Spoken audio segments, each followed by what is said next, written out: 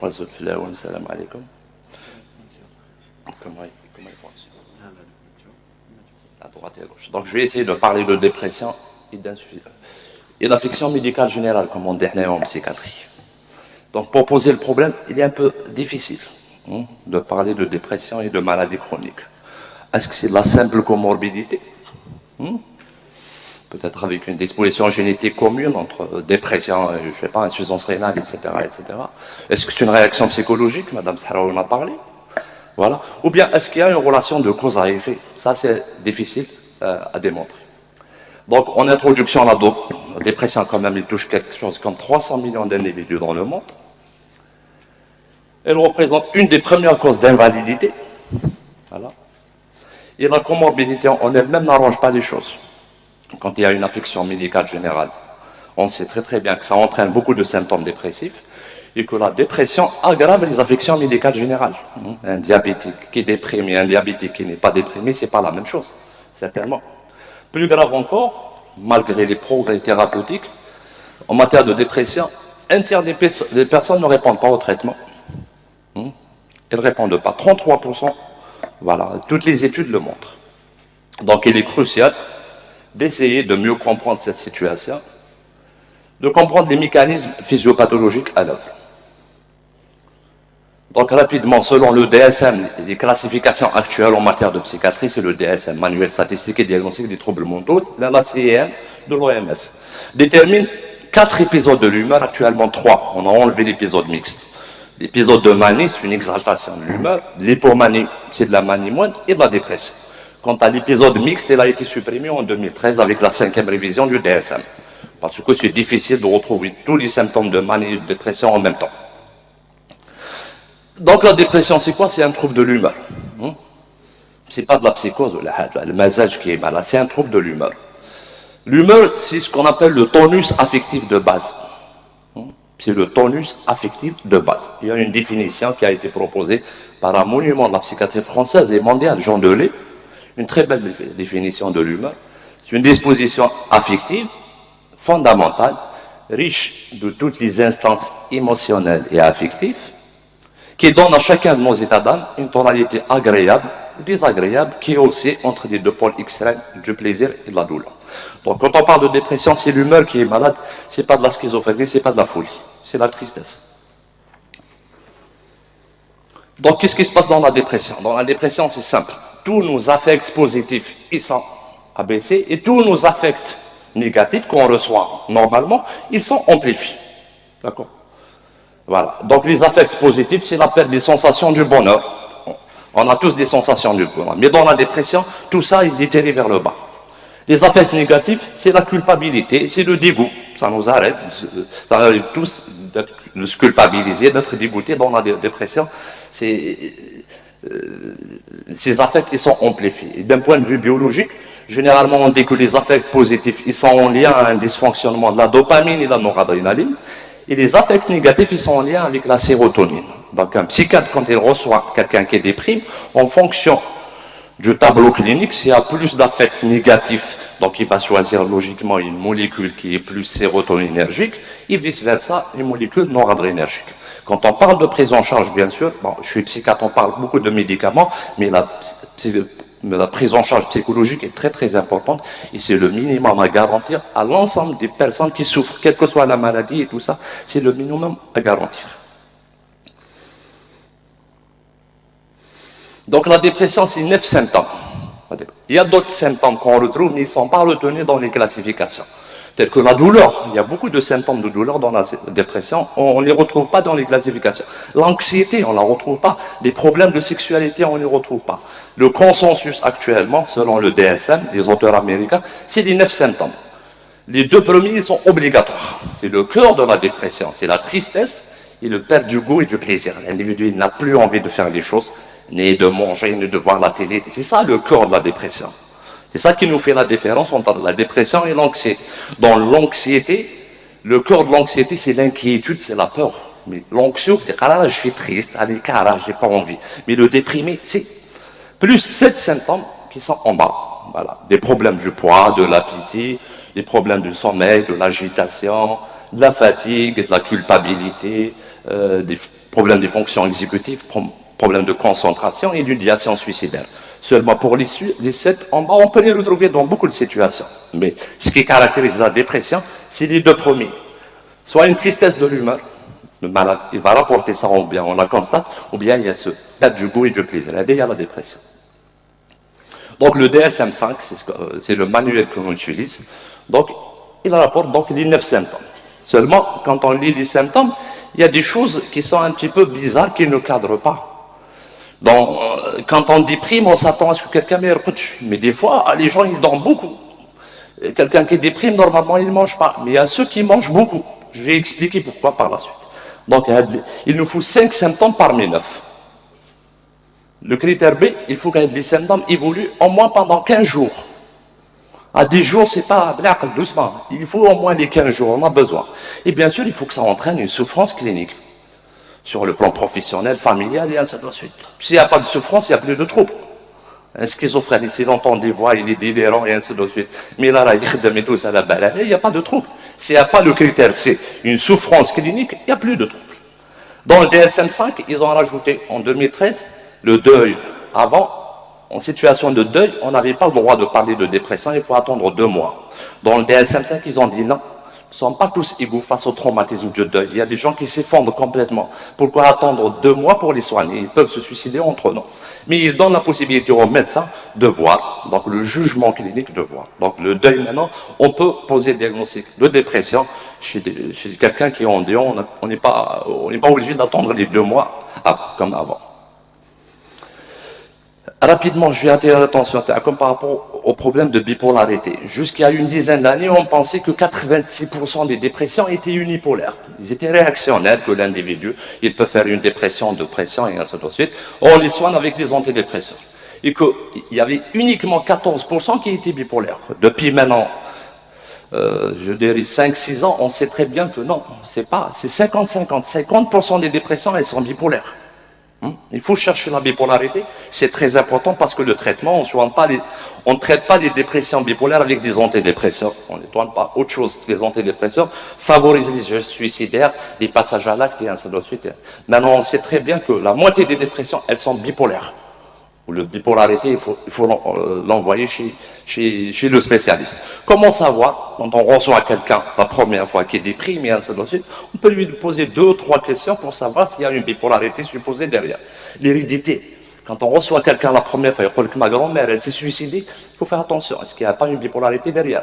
J'ai quelqu'un qui te dit, mon père, il a pris des thymorégulateurs, ou bien il a subi une sismothérapie dans le temps en France, il y a une bipolarité, il faut faire attention. D'accord? Deuxième point, les caractéristiques du tableau clinique, c'est important. Cela, on les recherche avec la personne qui vit, généralement les mamans. Les caractéristiques de tout à l'heure, le temps du sommeil, tout ce qui est bizarre par rapport à la dépression, c'est des indices de bipolarité. Il dort beaucoup, il faut faire attention. Il mange beaucoup, alors qu'il déprime, normalement il ne mange pas. C'est bizarre, il y a peut-être bipolarité derrière. Il y a une anxiété importante, il y a un ralentissement important. Il y a une idéation suicidaire importante. Tout ça, c'est des indices de bipolarité. Il faut faire attention. Alors, un petit mot concernant les dépressions des femmes.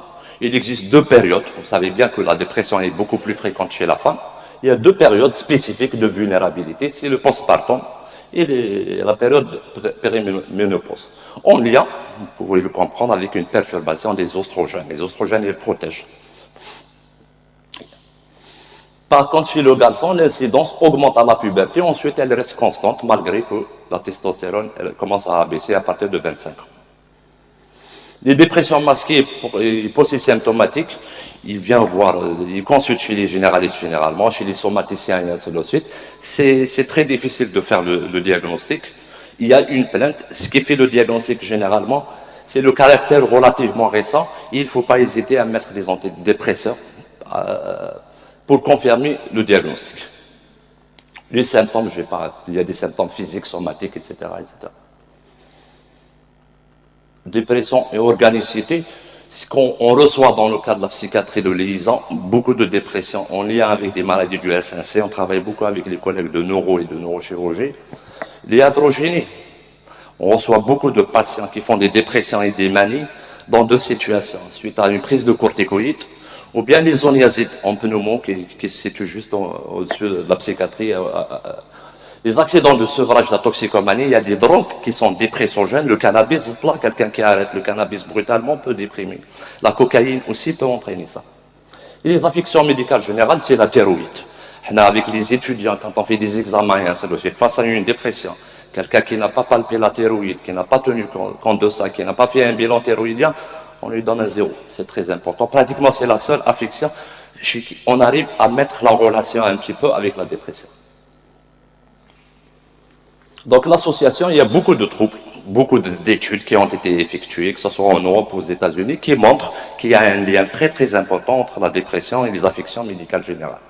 Il y a une étude canadienne, qui est une grande étude canadienne, qui a montré que beaucoup de diagnostics de dépression ont été posés face à des personnes qui souffrent de fibromyalgie, des troubles intestinaux, gastriques, etc., etc. Pour le diabète, 3 à 4 fois de fréquence de dépression chez les diabétiques. Le problème avec le diabète, il a beaucoup de symptômes communs à la dépression, la fatigue, etc., la perte du poids, et ainsi de suite. C'est des symptômes communs à la dépression et au diabète. Donc ça peut poser un problème. Les affections cardiovasculaires aussi. Énormément, ils dépriment énormément. Déjà, la fréquence de la dépression est importante. Et chez les gens qui souffrent d'affections cardiovasculaires sévères, pratiquement un patient sur 2 développe des facteurs d'anxiété et de stress et de la dépression. L'obésité aussi peut entraîner, je suis en train d'aller vite, les cancers. Voilà, je vais attirer l'attention concernant le cancer du pancréas. Pratiquement dans 30 à 40% des cas, il commence par un épisode dépressif. Donc, le cancer du pancréas. Et toutes les études le montrent. Pourquoi on devient dépressif? En tout cas, pour tous les troubles mentaux, le modèle en vogue qui explique la majorité des troubles mentaux, c'est ce qu'on appelle le modèle vulnérabilité-stress. Il y a toujours une vulnérabilité neurobiologique qui découle d'une prédisposition génétique en lien avec l'environnement, le stress environnemental en général. Donc l'environnement de l'individu, sa personnalité, on a parlé de Madame Sahraoui tout à l'heure, la personnalité bien sûr c'est très important, les habitudes de vie de l'individu, et enfin la génétique. Il y a beaucoup, quels que soient les troubles anxieux, la schizophrénie, la bipolarité, il y a même des simples troubles anxieux, quand on reçoit des gens qui ont des problèmes de panique, etc., on le dit toujours, mon papa, la maman, la sœur, elle a des symptômes, il y a des facteurs familiaux, il y a des hérédités dedans, ça on est sûr à 100%. Récemment, ce qu'il y a de nouveau, c'est l'immunité. C'est le système immunitaire qui a commencé à explorer le système immunitaire pour lui expliquer un petit peu le lien, éventuellement. Donc la dépression est-elle une maladie inflammatoire? On sait très très bien que des symptômes dépressifs provoqués par l'administration de cytokines à des patients atteints d'EHPAD, quand on donne des cytokines, ça donne tous les symptômes de la dépression, c'est clair. Mais sans pour autant dire que c'est ça qui entraîne. Parce que la maladie mentale, la dépression et ainsi de suite, elle est biopsychosociale. Il y a du biologie dedans, mais il n'y a pas que ça. C'est pour cela qu'on n'arrive pas à trancher que c'est ça le problème. On sait que l'immunité, quand on a un problème immunitaire, quand il y a une inflammation, ça donne des symptômes dépressifs, ça c'est clair. Donc la preuve d'un point de vue fréquence, il y est. Mais la relation de cause à effet, on ne sait pas très très bien actuellement. Donc les symptômes dépressifs chez les patients physiquement malades peuvent être le résultat d'activation immunitaire et de la sécrétion de cytokines plutôt que d'une réaction psychologique à la détresse et à l'incapacité provoquée par la maladie. Donc pourquoi je parle tout ça actuellement depuis quelques années maintenant dans des tableaux de dépression résistante et même de schizophrénie, il y a des collègues qui commencent à mettre des anti-inflammatoires et que ça donne des résultats. À Blida, il y a un service médico-légal où il y a beaucoup de schizophrènes qui ont commis des crimes qu'on n'arrive pas à stabiliser avec une polypharmacie, 4, 5, 6 neuroleptiques et ainsi de suite. L'association des anti-inflammatoires a donné des résultats. Voilà. De même que pour la dépression. Je termine par cette plaque. Le microbiote, c'est d'actualité. Le microbiote intestinal. On sait maintenant depuis les années 50 du siècle précédent que 80% de la sérotonine et des récepteurs de la sérotonine, ils ne sont pas au niveau du cerveau, ils sont au niveau de l'intestin. C'est pour cela qu'on parle du système nerveux entéral. Et tout ce qui perturbe ce microbiote, que ce soit le régime alimentaire, Pour cela, on parle de médicaments. Il y a quelques produits, on dit le chocolat, c'est un antidépresseur. C'est vrai, parce qu'il est anti-inflammatoire. Tous les produits qui sont pro-inflammatoires, notamment les graisses animales, la viande et ainsi de suite, aggravent les tableaux dépressifs. Tout ce qui perturbe le microbiote, surtout que c'est une usine à humeur.